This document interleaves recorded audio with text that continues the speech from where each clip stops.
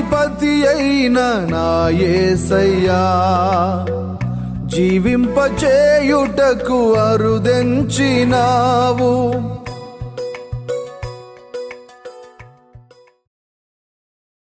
క్రీస్తునందు ప్రియమైన దైవజనాంగమా, మీకందరికీ ఉదయకాలపు శుభములు తెలియచేస్తూ ఉన్నాను.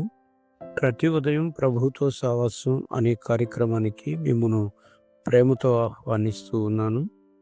ఈ దినము ఓ ప్రత్యేకమైన దినము, ప్రత్యేకించి డాక్టర్స్ డేగా పిలువబడుతూ ఉంది.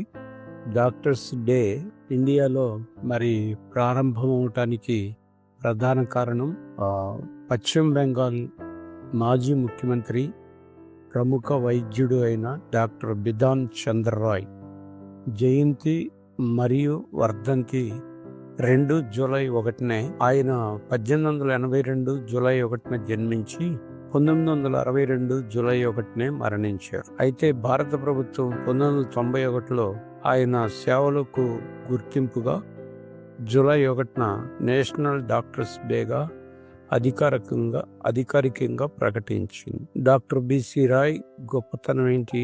Medical council of India, India medical association స్థాపనలో కీలక పాత్ర పోషించారు. ఎప్పుడు వైద్యులకి, పేదలకు ఉచిత వైద్యం చెయ్యాలి అనే ఆలోచనలో ముందుండేవాళ్ళు. వైద్యుడు అనగానే ప్రతి చోట గ్రామ ప్రాంతాల్లో కానీ పట్టణ ప్రాంతాల్లో కానీ తప్పనిసరిగా ఉండవలసిన వాడు. ఊరికి వైద్యుడు ఒకరు, టీచర్ ఒకరు, వీళ్ళిరువురు కూడా అత్యంత ప్రధానమైన పాత్ర పోషించేవాళ్ళు. అయితే ఈ సమయంలో మనము డాక్టర్స్ డే సందర్భంగా దేవుని యొక్క లేఖనములో ఏం చెప్తూ ఉంది అనే సంగతిని గమనించుదాం. నిర్గమాకాండం 15:26లో మీ దేవుడైన యెహోవా వాక్కు శ్రద్ధగా విని ఆయన దృష్టికి న్యాయమైనది చేసి ఆయన ఆజ్ఞలకు విధేయులై ఆయన కట్టడలనన్నిటినీ అనుసరించి నడిచిన ఎడల నేను ఐగుప్తీయులకు కలుగజేసిన రోగములలో ఏదియూ మీకు రానీయను, నిన్ను స్వస్థపరచు యెహోవాను నేనే అనెను. ఈ యొక్క మాటలు ఇజ్రాయేలు ప్రజలు ఐగుప్తు బానిసత్వం నుండి బయటికి వచ్చిన ఇజ్రాయేలు ప్రజలతో దేవుడు మాట్లాడుతూ ఉన్న మాట.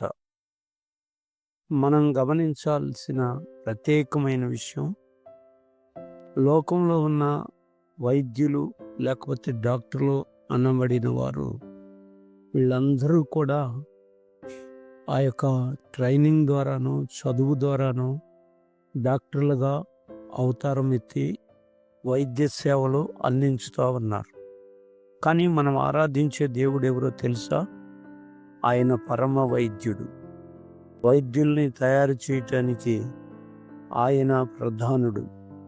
లాయర్లని తయారు చేయటానికి ఆయన నీతిమంతుడిగా ప్రధానుడు.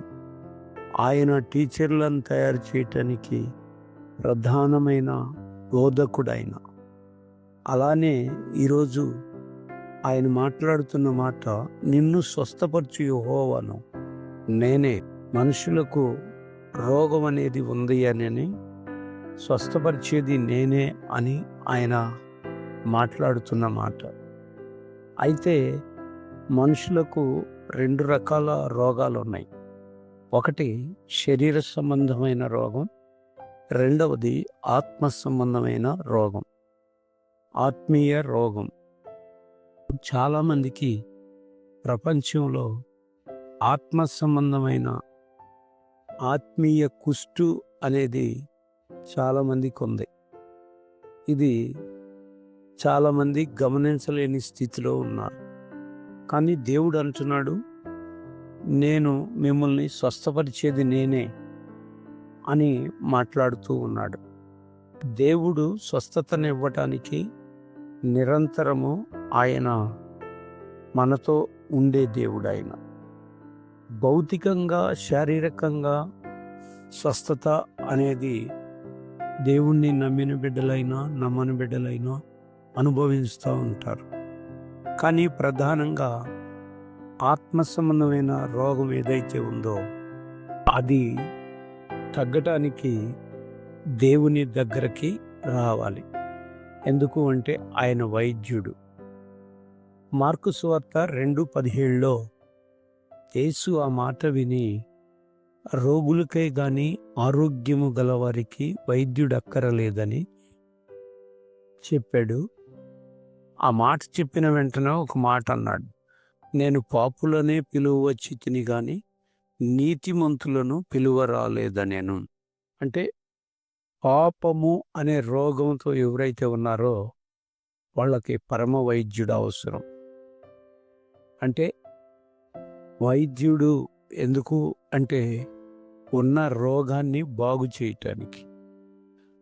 ఆయన రోగులకే గాని ఆరోగ్యము గలవారికి వైద్యుడు అక్కరలేదని. అంటే ఆరోగ్యంగా ఉన్న ప్రజలకి మరి డాక్టర్ అవసరం లేదు. ఎవరికి అవసరం అంటే ఎవరైతే రోగంతో బాధపడుతూ ఉన్నారో, ఎవరైతే రోగం చేత పీడించబడుతూ ఉన్నారో అలాంటి వారికి మాత్రమే డాక్టర్ అవసరం.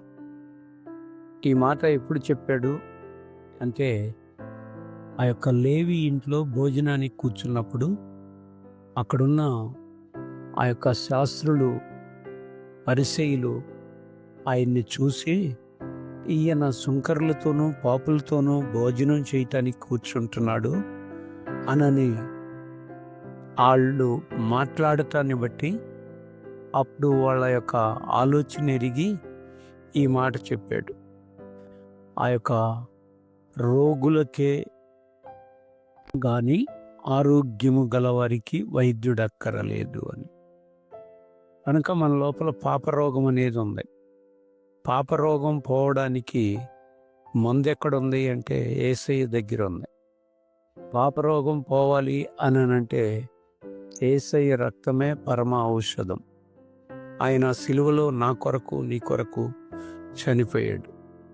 అటు తర్వాత మనం గమనించితే బైబిల్లో ఇంకొక మాట ఉంది, గిలాదులో గుగ్గిలము లేదా, అక్కడ ఏ వైద్యుడునూ లేడా, గిలాదులో గుగ్గిలం ఉంది. ఆ యొక్క గుగ్గిలము దేవుని యొక్క వాక్యానికి గుర్తుగా ఉంది.